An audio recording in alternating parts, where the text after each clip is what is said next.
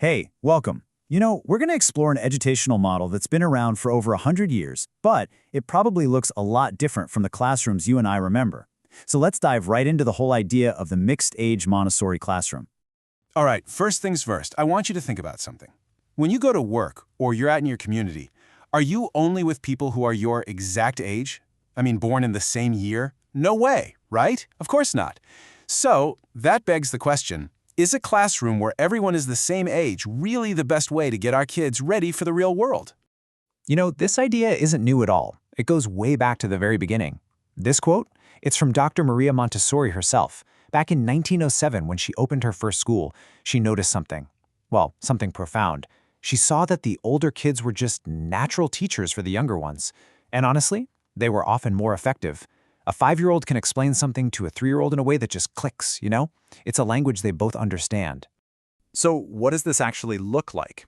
Well, instead of a room packed with only 6-year-olds, imagine this. A Montessori classroom groups kids together in these 3-year cycles. So you might have what's called a primary classroom for kids aged 3 to 6, and then a lower elementary for 6 to 9, and it just keeps going like that. It feels way more like a big family or a little community than, an assembly line.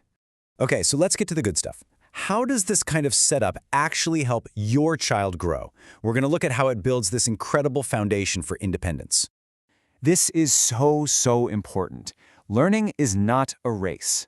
In a mixed-age classroom, all that pressure to keep up with some rigid schedule, it's just gone. If a kid is ready for something more advanced, hey, they can go work with the older students. And if they need a little more time to really get a concept down, that's totally fine too. It's that freedom that lets them build real, honest-to-goodness confidence and independence. And here's one of the real hidden gems of this whole approach, the relationship between the student and the teacher. Your child will likely have the same teacher for 3 whole years. I mean, just think about that. That teacher gets to know your child on such a deep level. They understand their little quirks, what makes them tick, and exactly how to guide them on their own unique learning path. All right, so we've talked about the individual kid, but what happens when you actually mix all these different ages together in one room? Well, that's when something really special starts to happen. You get this amazing community dynamic. Okay, this is where the magic happens. Seriously, it is a total two-way street. You've got an older student, right? They step into this mentor role, maybe showing a younger kid how a certain material works. And get this, by teaching it, their own understanding becomes totally solid. Then you have the younger child who's learning from someone they really look up to, a peer they can relate to. So what's the result? It's a win-win. Both of them walk away with a huge confidence boost and a much deeper understanding. And it doesn't stop there. Even when they're not being taught one-on-one, those younger kids are always watching. They're absolute sponges, just soaking it all in. They see the older students working on these big, complex lessons, and that exposure, it's incredibly powerful.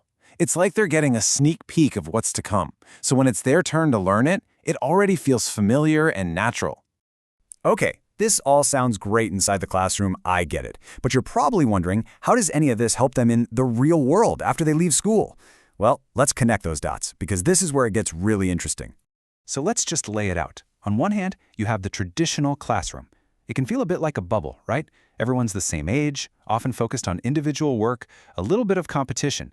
But then, you look at the real world. Our jobs, our communities, they're all about teams with people of all different ages, constant collaboration and cooperation. The mixed-age classroom isn't just practice for that world, it is that world, just on a smaller scale. And because they're collaborating every single day, these amazing life skills just start to blossom naturally. The older kids learn patience and empathy when they're helping the little ones. They find themselves stepping into leadership roles without even trying. And everybody learns to appreciate that there are tons of different ways to think about things because, trust me, a 3-year-old and a 6-year-old are going to tackle the same problem in completely different and wonderful ways. So, we've gone through all of this. What's the bottom line? If you're a parent thinking about this kind of environment, what's the one thing you really need to know? Here it is. The mixed-age classroom isn't an accident. It's not just a different way to group kids. It is a carefully, deliberately designed environment.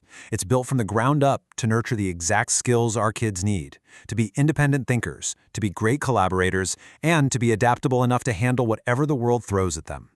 So let's circle all the way back to that question we started with, but maybe say it a little differently. The real world isn't sliced up into neat little age groups, is it? It's a messy, dynamic, amazing mix of people. And maybe, just maybe, the best way to get a child ready for that world is to let them learn in a mini version of it right from the very start.